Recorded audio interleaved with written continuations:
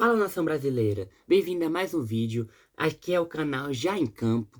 Então vamos começar falando sobre Brasil e Bolívia pelas eliminatórias da Copa do Mundo. Primeiro, você se inscreve no canal, comenta, compartilha para você não perder nada, fica até o final do vídeo. E agora sim, fica com a vinheta que eu volto daqui a pouco.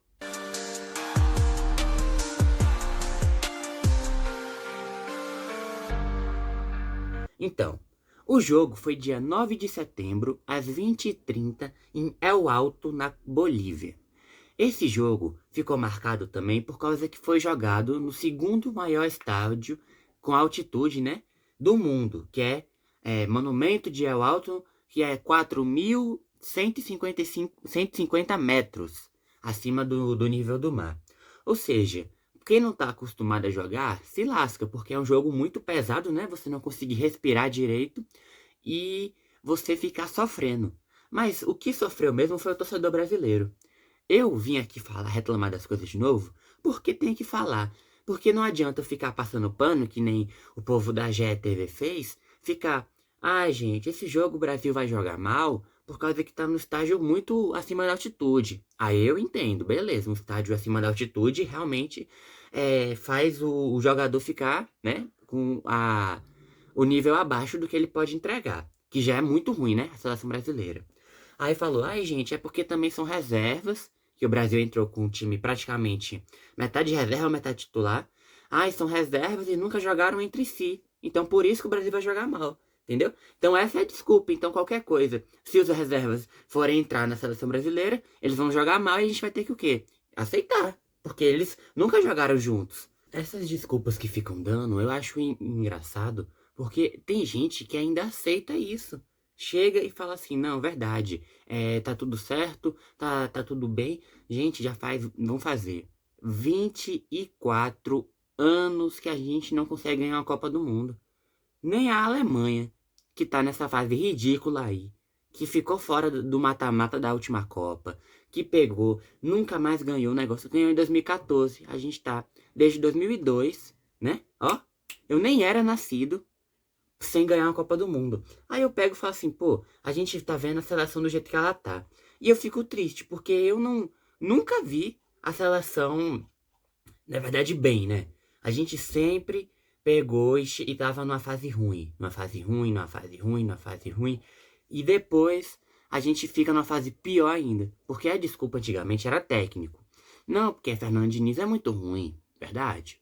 Não, porque Dorival é muito ruim. Sim, agora a gente tem Ancelotti. Qual a desculpa que vocês vão dar de técnico agora? Não tem mais desculpa. Ancelotti já ganhou Champions pelo Real Madrid, pelo Milan. O currículo de Ancelotti é gigantesco. Aí qual vai ser a desculpa agora? Não vai ser mais técnico, aí vai ser o quê? Não, vai ser. Todos os jogos vão ser altitude? Porque o que a Bolívia fez com a gente? A Bolívia botou a gente na roda. Miguelito humilhou a gente. Tem lances que eles estavam tirando onda. Eles estavam precisando ganhar, fazer com que a Venezuela perdesse, porque eles não dependiam só de si, né? E eles ainda conseguiram tirar onda, dando caneta. Tá bom. Guimarães deu uma caneta. Eles deram chapéu, deram drible. Toda hora você via ele pegando, driblando, deixando alguém do Brasil no chão. A Bolívia jogou, beleza, eles são acostumados com a altitude. Mas eles jogaram 1 milhão de vezes melhor do que um jogo do Brasil normal. Ficou 1-0 porque ficou barato. Tem um lance que o cara da Bolívia cruza, que Alisson, pela primeira vez na minha vida, na seleção brasileira, faz uma defesaça. 1-0, ficou pouco pelo que a Bolívia apresentou de futebol. Ele jogando muito bem, driblando, tocando, ele fazendo triangulação e a gente perdido. A gente, seleção brasileira hoje, é a quarta força da América do Sul. A gente perde para a Argentina, que foi campeão da última Copa. A gente perde para a Colômbia, o Uruguai e agora a gente tá perdendo para o Equador. Então a gente não vai mais ser. A gente ficava em quarto, agora a gente tá ficando em quinto, porque o Equador terminou acima do que a gente. Se você parar pra pensar, o Brasil foi o único país que participou de todas as Copas do Mundo. Desde 1930 até 2022, o Brasil não teve uma edição que ficou fora. Desde que a FIFA adotou o formato de pontos corridos, né? Em 98, o Brasil não disputou as eliminatórias porque ele era campeão de 94. Ou seja, o campeão já tinha uma vaga automática. Então, beleza. Isso aí a gente corta. Na Coreia/Japão, em 2002, o Brasil terminou em terceiro lugar, atrás da Argentina e do Equador. Aí você vê, pô, é a pior campanha do Brasil até agora. Até ontem, era a pior campanha. Eles terminaram em terceiro lugar. Aí pegou, teve muito tropeço, trocaram 3 vezes o técnico. Aí você vê, essa campanha ruim foi só a campeã do mundo. A última campeã foi campeão com Ronaldo, Rivaldo, Ronaldinho brilhando. Aquela final contra a Alemanha que Oliver Kahn engoliu aquele gol, né? Bateu nele e voltou. E você vê, nessa época não tinha torcedor da Argentina, era todo mundo do Brasil. E essa época foi a última vez que a gente conseguiu ver o Brasil jogar o mínimo de bola possível. Porque hoje em dia não apresenta. Em 2006, na Alemanha, uma seleção forte também, você vê, só tinha nome famoso e nome que jogava muita bola. Aí, ó, em 2006 o Brasil terminou em primeiro lugar, com 34 pontos em 18 jogos. Hoje em dia, a gente fez 28, uma campanha muito ruim. Tinha o melhor ataque e a melhor defesa, e era o time dos Galácticos. Então, antes de continuar, se inscreve, curte, comenta, compartilha, dá um like no vídeo, como eu já falei, comenta a sua opinião. Esse daqui é o meu Instagram, ó, @jaemcampo, para você me seguir. Veja os shorts do canal e muito obrigado por continuar apoiando. Então vamos lá, continuar. Ronaldo, Ronaldinho, Adriano Imperador, Kaká, etc. Só jogador pesado que jogava bola. E na Copa caiu pelas quartas, né, contra a França de Zidane. Na África do Sul, em 2010, mais uma vez em primeiro lugar. Aí teve o time de Dunga, Kaká, Luiz Fabiano, Robinho. A defesa sólida, a gente tinha muito saldo de gol, né? Um saldo de gol bom. E a gente caiu na Copa, nas quartas de final para a Holanda. 2014, a gente não jogou porque a gente era o país sede. E essa foi a primeira Copa que eu consegui acompanhar, né? E eu fiquei... marcou na minha mente só um negocinho, né? A gente chegou sem preparação competitiva nenhuma, com aquele time ridículo que a gente tinha.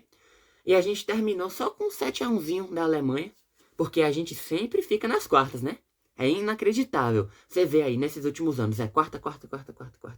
Aí, decepção atrás de decepção. E você vê, tinha jogadores bons, pô. Sei lá, Coutinho, Neymar, eu gosto de Neymar, só que, tipo, hoje em dia a seleção é só de empresário. Você não vê mais um jogador que tá na seleção porque ele joga bem.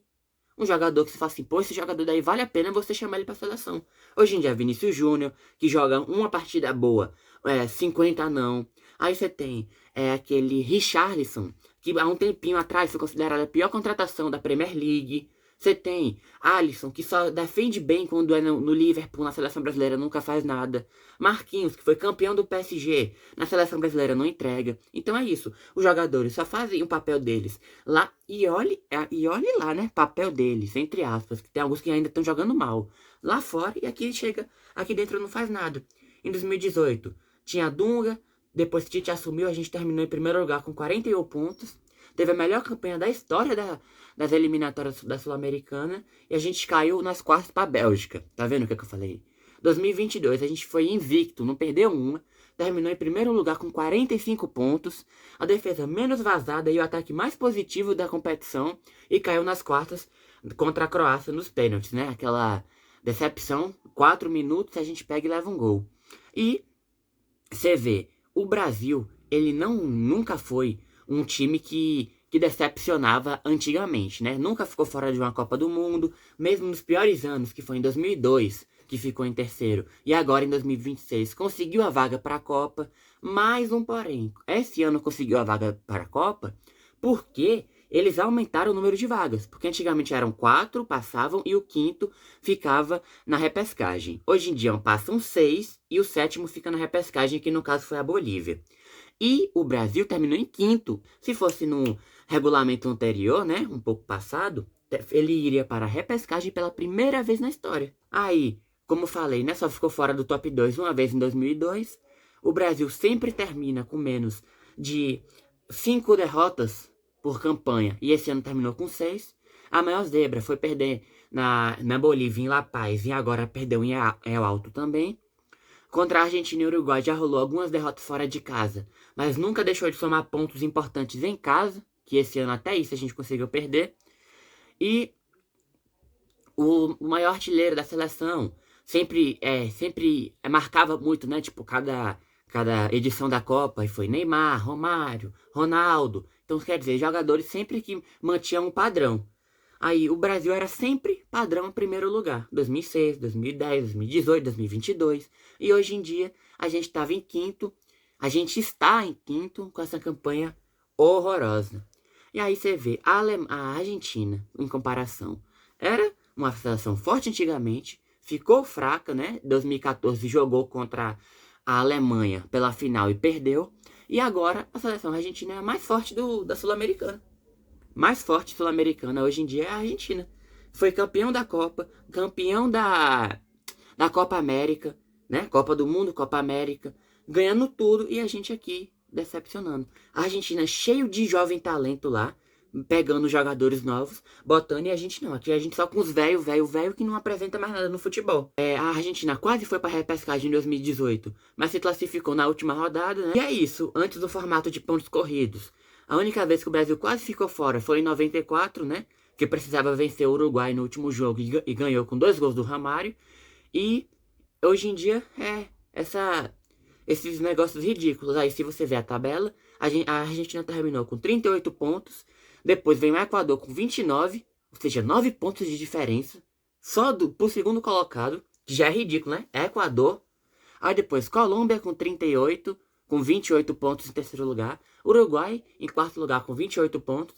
Brasil em quinto lugar com 28 pontos também. E Paraguai em sexto lugar com 28 pontos. Só não passou do Brasil por causa que o Brasil ganhou uma a mais do que o Paraguai. Aí depois vem Bolívia com 20 pontos, né, que se classificou. E depois vem Venezuela, tá, os times tudo fraquinho. Aí você vê. Qual vai ser a postura hoje? O Brasil não tem time. O time do Brasil pode chamar os melhores do mundo que não apresentam nada. Pode chamar o melhor técnico do mundo, não apresenta nada. E a gente vai continuar sendo isso. E você acha que essa Copa do Mundo a gente vai ganhar o Hexa? Eu não acho, não. Porque se você vê, as seleções mais fracas que a gente estão jogando melhor, pô. A Eslováquia tá humilhando na Euro. Fez cada golaço um dia desse. Portugal, cheio de menino novo. Cristiano Ronaldo com 41 anos, fazendo gol. Acho que falta 57 gols pra ele bater 1000. Você vê, a Argentina, cheio de jogador revelação com Messi. Espanha, com Yamal, jogadores novos. Você vê, Inglaterra com jogadores novos e bons, interessantes. E o Brasil aqui, Marquinhos, Alisson, sei lá, Vinícius Júnior, Rafinha, que é um jogador sem carisma, sem futebol, sem nada. E o que sobra pra gente é isso, ó. Essa camisa daqui tá sendo desrespeitada nesses últimos anos. E isso não pode ficar assim. E eu tenho pena no torcedor do Brasil, que ainda é iludido e fala assim, pô, não importa, foi muita altitude mesmo. Em 2026 a gente ganha o Hexa. Tá bom, viu? Ganha mesmo. Vou ver e te aviso. Mas é isso. Muito obrigado por assistir o vídeo. Se inscreve, comenta, compartilha. Dá um like no vídeo. Fica aqui até o próximo vídeo. Então, até o próximo vídeo. Esse foi o canal Já em Campo. E muito obrigado por assistir. Valeu!